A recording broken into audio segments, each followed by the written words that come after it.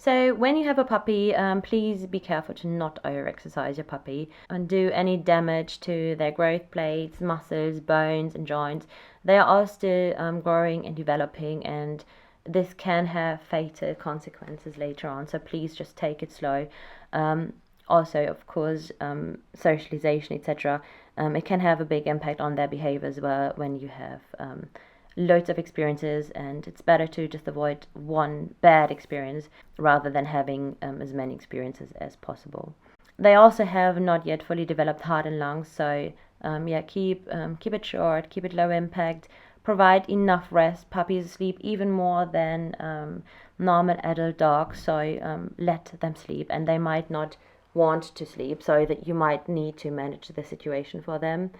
Avoid stairs, jumping off things onto hard floors, repetitive motion activities like throwing a ball where they would go and basically abruptly stop. And we spoke about this just earlier in the high energy dog section.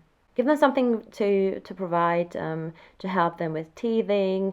It's also the age where they are in pain, where they want to release some pain and nibble, mouse, different things. So just provide them with age appropriate chews, and this is important here, age appropriate. Loads of brands like JR Pet products have it on the label whether it's appropriate for puppies or not, so they can release the energy and stress, and also have just some pain relief.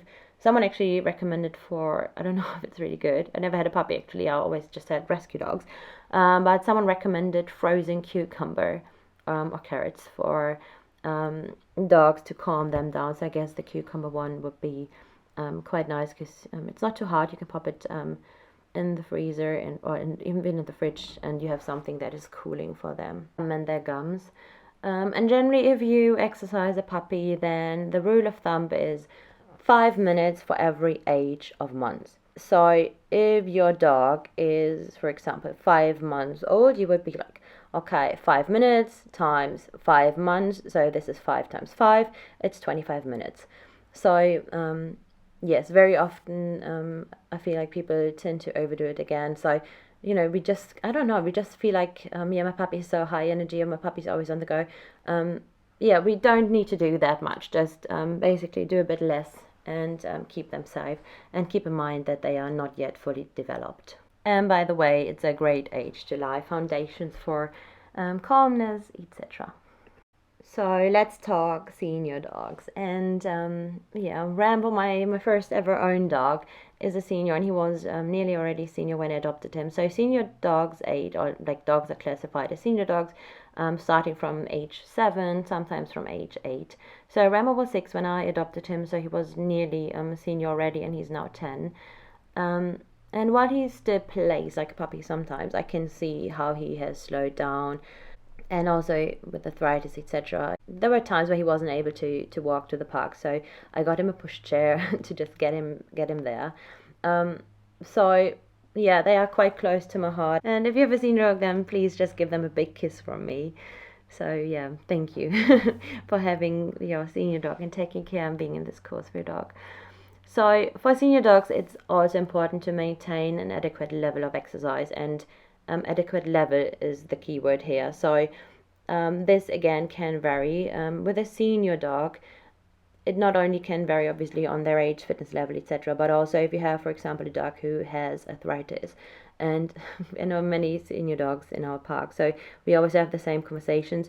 Depending on the weather changes or what the weather is like, etc., you can see that the dogs are sometimes getting worse. So cold, wet weather seems to be not too great for the bones or joints. So these are things to consider. How is your dog feeling?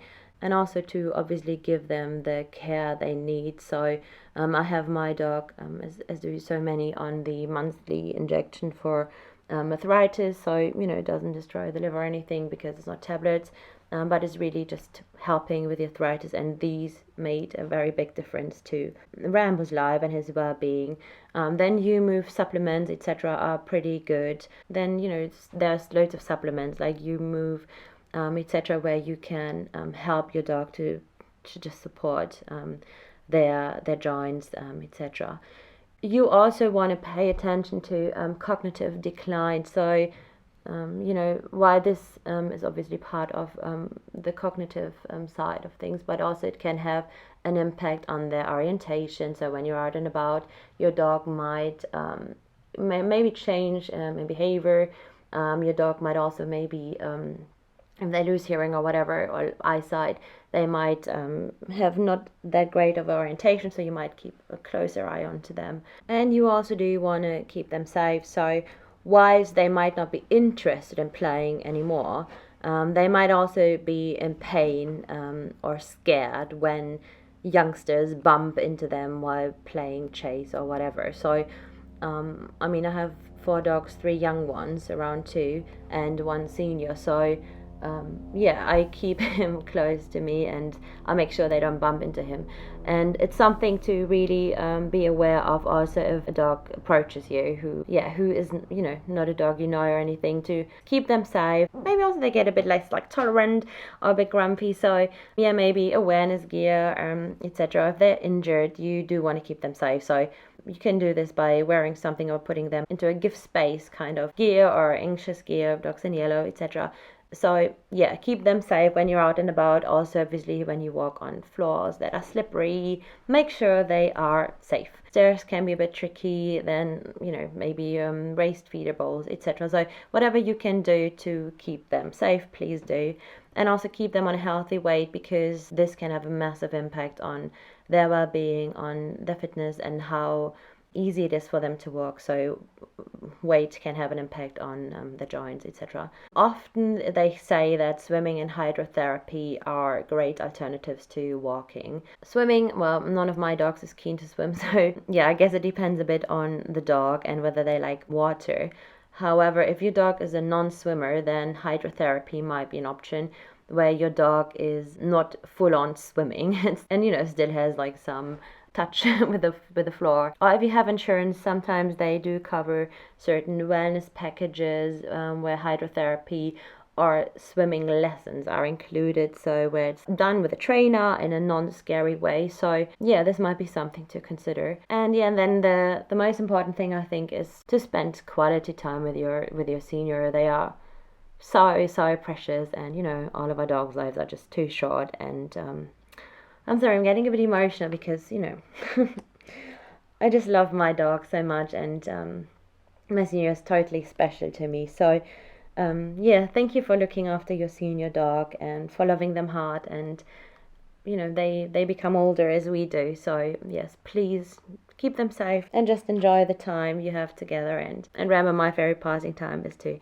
sit on a bench and let the world go by and have a little cuddle session. So whatever really makes you and your dog happy, I hope you have a good time.